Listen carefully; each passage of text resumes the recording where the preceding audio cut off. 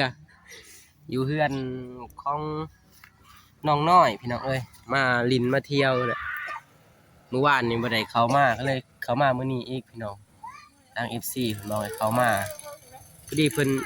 อยู่เฮือนพี่น้องเอ้ยอยู่เฮือนอยู่ซ่านพี่น้องเพิ่นกะก่อนอื่นก็กราบสบายดีสวัสดีเด้อพี่น้องเมื่อสุขสุขคนบ่ว่าจะเป็นภายในหรือว่าต่างประเทศก็กราบสบายดีพี่น้องเข้าสู่ช่องบ่าวสายชาแนลพี่น้องเอ้ยมื้อนี้มาก่อนพี่น้องทางบ่าวโกเพิ่นยังบ่ทันมาพี่น้องเพิ่นว่าสิเข้ามามื้อนี้บ่าวสายก็เลยเข้ามาก่อนพี่น้องเอ้ยเข้ามา มาถาบ่าวโกก่อนอยู่นี่โอ้มาฮอดก็เพิ่นอยู่เฮือนเลยพี่น้องโอ้เพิ่นเฮ็ดหยังได้น้อนี่สบายดีเด้อสบายดีโอ้เพิ่นสระผมพี่น้องเอ้ยแบบรุ่นเก่าเด้ เนาะ นี่เด้ทางแนวสระผมเบาโก้ซื้อให้พี่น้องเอ้ย เตาหน่อยเป็นคนสระผม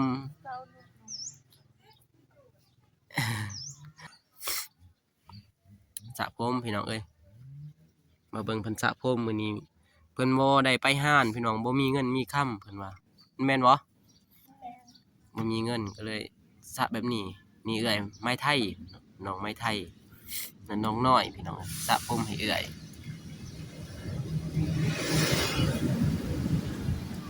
มื้อนี้เขาหยุดบ่งานบ่ได้ไปโอ้มื้อนี้พักเนาะ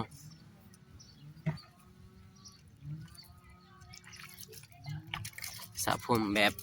ธรรมศาสตร์เลยพี่น้องเอ้ย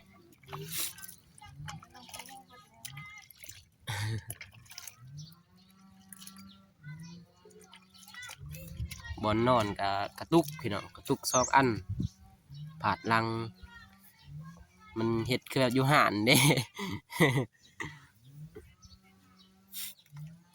กินข้าวกินน้ำแล้วบ่กินแล้วโอ้กินแล้ว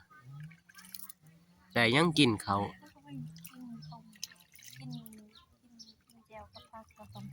กินแจวกับต้มผักโอ้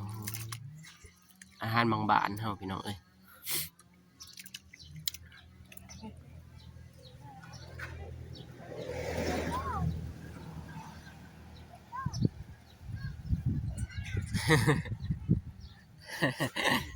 อยากเคินอยู่เอาดีได้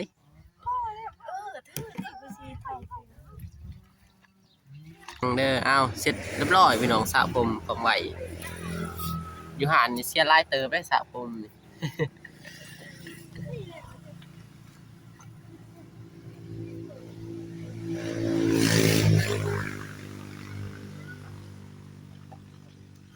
ไปไสแล้วบัดนี้ขึ้นเฮือนแล้วบ่แล้วแหละฮะ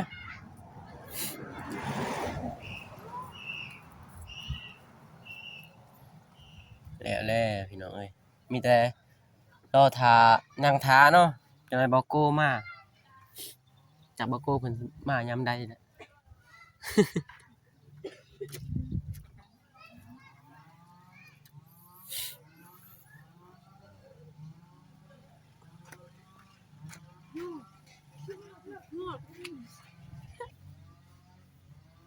อ้าว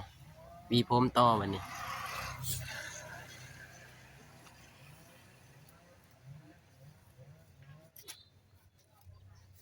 มื้อนี้หยุดเนาะบ่ได้ไปเฮ็ดเวียกอ๋อมื้อนี้หยุดพี่น้องเอ้ยเพิ่นบ่ได้ไปขายน้ำมันบ่แต่ละมื้อบ่ไปขายน้ำมันพี่น้องเปลี่ยนกันมื้อนี้เพิ่นหยุดก็เลยได้สระผมน้องน้อยสระผมให้เอื้อยพี่น้องเอ้ย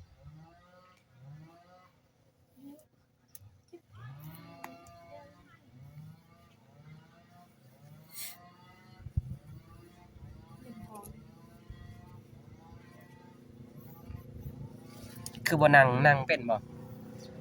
มีบ่นั่งบ่นั่งวีเอา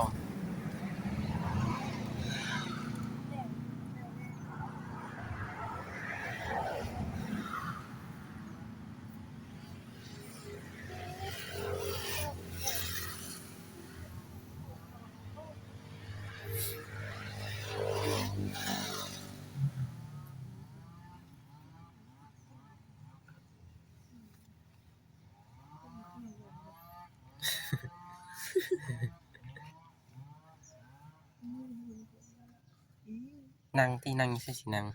เป็นบ่นั่งมีบ่นั่งเนาะ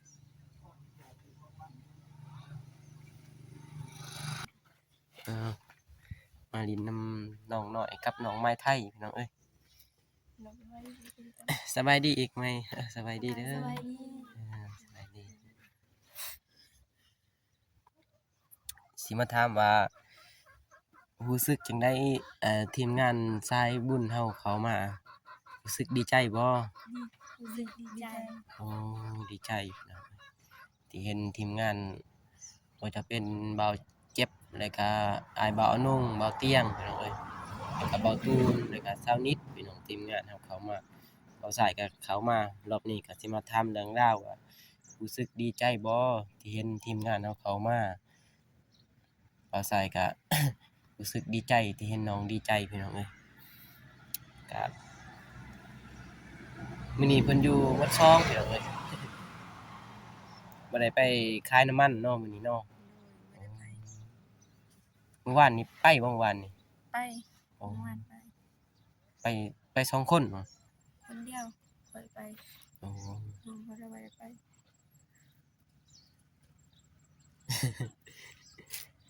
ก็ยังเขินๆอยู่พี่น้องเอ้ยมื้อนี้ทีมงานเฮาสิเข้ามาบ่จึงได้อยู่ โดย โอ้มีทีมงานสิเข้ามาอีกเนาะก็เลยสร้างบ่ได้เข้าเนาะมื้อนี้เนาะ โดย ถ้าสร้างเขาบ่าวสายก็สิสวยอยู่เนาะแต่บ่เห็นเพิ่นมาเนาะมื้อนี้คิดว่าเพิ่นสิมาถ้ามาพอดีแหละบ่าวโกมาบ่าวสายอีกสวยอีกแรงอีกแต่เพิ่นบ่ได้เข้ามาบ่าวสายบ่มีหยังมาให้เด้อบ่ทันมีหยัง เป็นหยังเนาะถ้ามีพุ่นแหละมีหยังบ่ทันมีหยังบ่าวสายมีแต่มาอัปเดตทางช่องน้องนี่แหละอัปเดตให้ FC เพิ่น FC เพิ่นอยากเห็นอยากเบิ่ง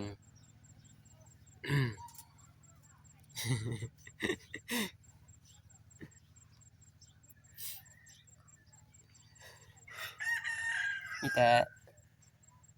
กินข้าวกินน้ำไว้เนาะ โดยกิน อืมกินข้าวกินน้ำเนาะ เพิ่นเป็นหวัดเป็นไข้พี่น้องขอโทษขออภัยเด้อพี่น้องจักสิถามหยังเลยพี่น้องบ่าวสายก็บ่เป็นถามนั่นมันสิถามหยังเด้เนาะพี่น้อง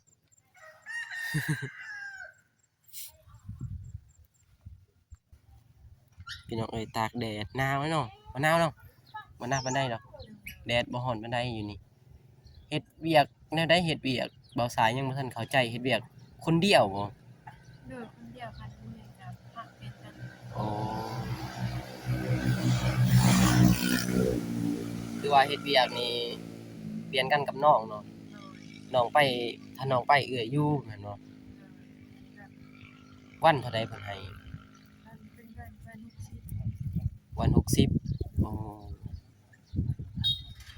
ก็ขายน้ำมันเฮ็ดจักเดือนน่ะ ก็ได้ที่เขาเรียก โอ้กำลังสิเข้าเดือนพี่น้องถ้าคือน้องน้อยไปก็ไปไทยอยู่เนาะแบบนั้นอ๋อสลับกัน แต่เพิ่นไล่แห่งเดียวเนาะไล่เป็นคนเดียวโอ้ขายน้ำมันนี่เพิ่นให้นับเงินอยู่บ่ นับเงินคือเฮาขายนี่มื้อหนึงนี่เท่าใดได้มื้อหนึง ก็หกบาท 5ล้าน6ล้านโอ้ขายให้เขาพี่น้องเอ้ยแต่ว่ารายวันเฮาได้ถ้าเป็นเงินไทยก็มื้อละ100พี่น้องเอ้ยอยู่นี่60,000เนาะเป็นเงินไทยก็มื้อละ100แต่ให้เขามื้อหนึงนี่5 6ล้านก็พอดีหมื่นพี่น้องเอ้ยแต่เฮาค่าแรงน้องไม้ไทยกับน้องน้อยมื้อละ100พี่น้องทางนี้ทางไทยค่าแรงแพงทางนี้ค่าแรงบ่แพงปานใดเนาะพี่น้อง โดย ก็เฮ็ดไปพี่น้องพอมีพอได้ซื้อข้าวซื้อน้ำเนาะ มือ อ๋อ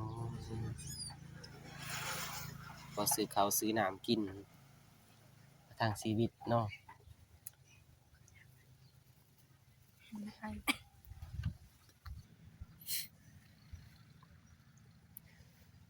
ได้บ่หลายพี่น้องได้ค่าแรงวันละ100พี่น้องเอ้ย2คนแต่ว่าไปคนเดียวเนาะไม้ไทย โดย นี่น้องไม้ไทยกับน้องน้อยพี่น้องเอ้ย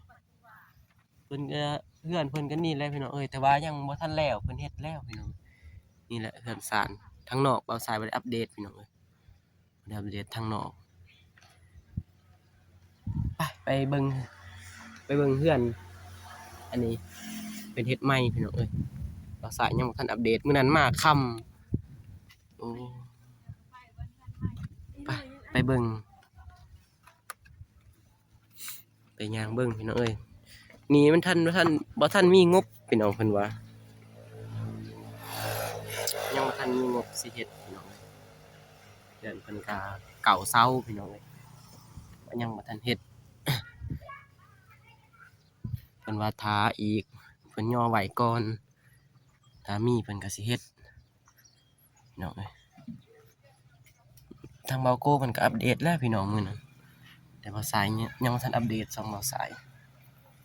มื้อนี้สร้างบ่ได้มามื้อนี้เนาะ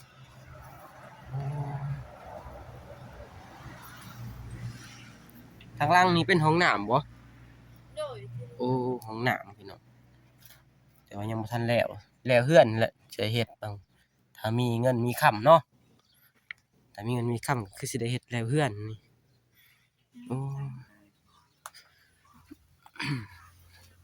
มื้อนี้สร้างบ่ได้มาเนาะมื้อนี้ โดย เพิ่นค่าหยังเด้เนาะมื้อนี้ ทำบ่สบาย บ่สบายโอ้สร้างบ่สบายพี่น้องเอ้ยมื้อวานนี้เพิ่นมาบ่มื้อวานนี่ มาคนหนึง โอ้คนหนึง โดยได้เมื่อวานแล้วมาแล้วเรา แล้วเป็น เราเจ็บเหมือนกัน แล้วเจ็บโอ้สร้างก็เจ็บเนาะ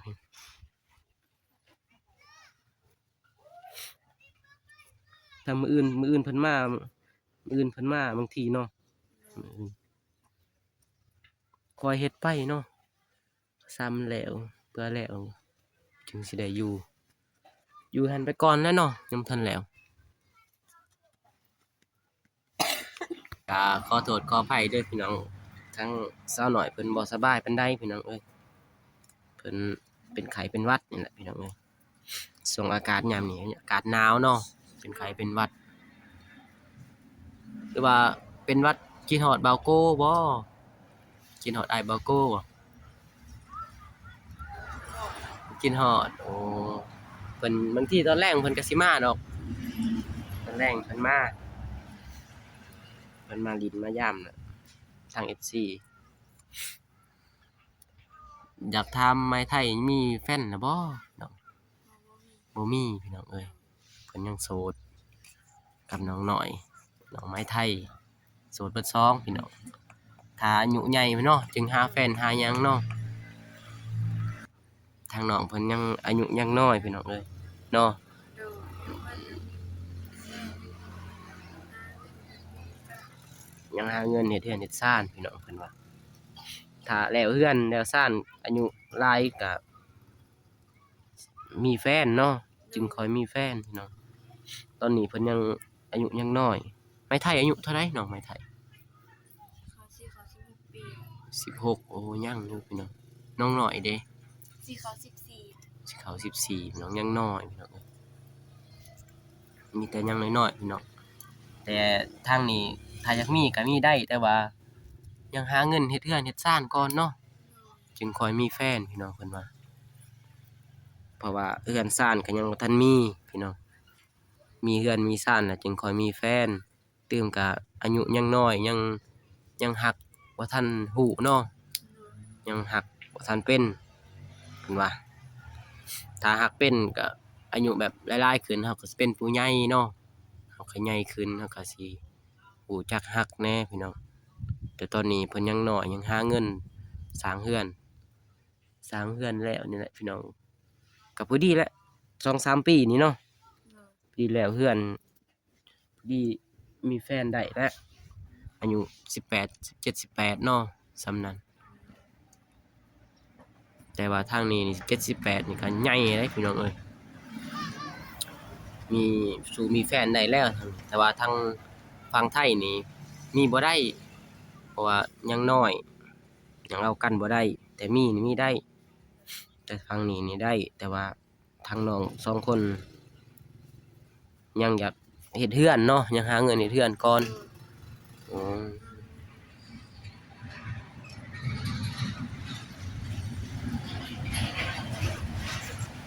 บ่มีส่วนมั่นได้เนาะ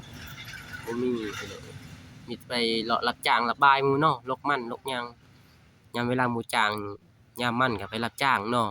แม่นไปหาจ้างหาปลา โอ้บ่มีส่วนมัน ซื้อของ พอซื้อเขาได้เนาะ ยังน้อยอยู่ ยังน้อยอยู่เนาะ แต่ว่ายังหาเงิน ยัง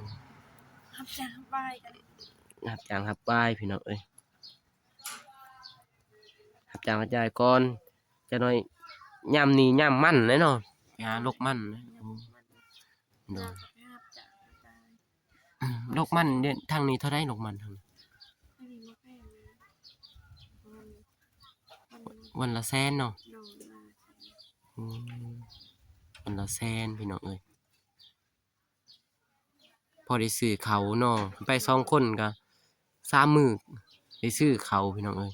ทั้งหมด3มื้อก็บ่ได้พี่น้องมีแต่แนวนั้นแหละเราใส่ทำแต่เรื่องราวซื่อๆนี่แหละพี่น้องเอ้ยอ่ะบ่าวใส่ก็สิได้เมื่อเด้อก็ให้น้องไม้ไทยแล้วก็น้องน้อยขอบใจ FC ที่เข้ามาติดตามชมช่องบ่าวใส่ Channel เด้อ ขอบใจ ขอบใจ ทั้งหลายที่เขา ทั้งหลายที่เขา มา มาเบิ่ง ซอง ซอง บ่าวใส่ Channel ใส่สแนล โดยขอบใจเด้อบ่าวใส่สิเมื่อก่อนเด้อ โดย ไป เดินทาง ปลอดภัยเด้อ โดยขอบใจหลายๆไปพี่น้องไปพี่น้องบ่าวใส่ก็สิได้เมื่อพี่น้องเอ้ยเมื่อเฮือนเมื่อซ่านนี่แหละไปเฮ็ดห้องน้ำต่อเนี่ยเพราะว่าสร้างเพิ่นบ่ได้มาวันนี้ว่าสิมาช่วยทั้งน้องน้อยแล้วก็น้องไม้ไทยเพิ่นโอ้เฮือนซ่านพี่น้องเอ้ยตัวนี้เฮือนเก่าพี่น้องเอ้ยแต่เฮือนใหม่เพิ่นยังบ่ทันแล้วพี่น้องพูดและเฮือนใหม่เพิ่น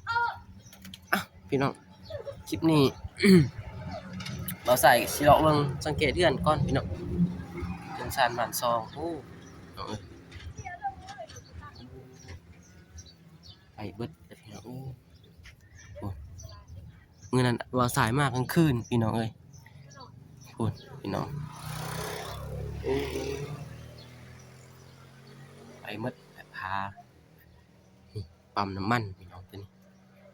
โอ้ปั๊มน้ำมันสมัยตะกี้เด้พี่น้องโอ้แบบโหมดหมุนเอาตอนนั้นเบาสายก็เคยใส่อยู่พี่น้องแต่ว่ายุคนี้มันเบาสายใส่เทื่อเดียวพี่น้องตอนยังน้อยพุ่นแหละพี่น้องเอ้ยอายุ5-6 ปีนี่แหละพี่น้องแก้วหนึงนี่บ่แม่นอย่างนี้เท่าไหร่วะซ้ำนี่20 30 50เลยพี่น้องเอ้ยเดี๋ยวนี้ยัง20,000นะ20,000พี่น้องตัวนี้นี่50ว้าวซื้อมาขายพี่น้องเขาก็พี่น้องไปพี่น้องเอาสายก็สิได้ขับก่อนพี่น้องเพราะว่ามันอันนั้นแหละพี่น้องเอ้ยเดี๋ยวพอกัน EP หน้าอีกพี่น้องเพราะว่าสิอัปเดตเรื่อยๆทั้งน้องน้อยแล้วก็น้องไม้ให้ FC เบิ่งก็ฝากติดตามหน่อยเด้อพี่น้องจนกว่าบ้านเพิ่นสิเสร็จและบ่สายบางทีก็สิได้เข้ามาช่วยถ้าบางเทื่อเด้ถ้าว่างหยังก็เข้ามาช่วยน้องน้อยกับน้องไม้ไทยเพิ่นคือเก่าพี่น้องถ้าบ่ว่างก็คือสิบ่ได้เข้ามาพี่น้องก็รอเบิ่งถ้าว่างถ้าเพิ่นเฮ็ดต่ออีกพี่น้องถ้าเพิ่นเฮ็ดต่อก็คือสิได้เข้ามาอยู่พี่น้องอ่ะคลิปนี้ก็ขอตัวลาไปก่อนพี่น้องก่อนอื่นก็ขอมุกขอบใจเด้อ FC เบิดสุขคนบ่ว่าจะเป็นภายในหรือว่าต่างประเทศก็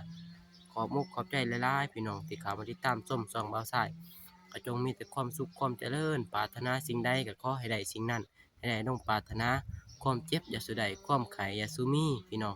ให้ร่ำให้รวยเฮงปังๆเด้อพี่น้องคลิปนี้ขอตัวลาไปก่อนพี่น้องพอกันคลิปหน้าคลิปนี้ขอกล่าวคำว่าสบายดี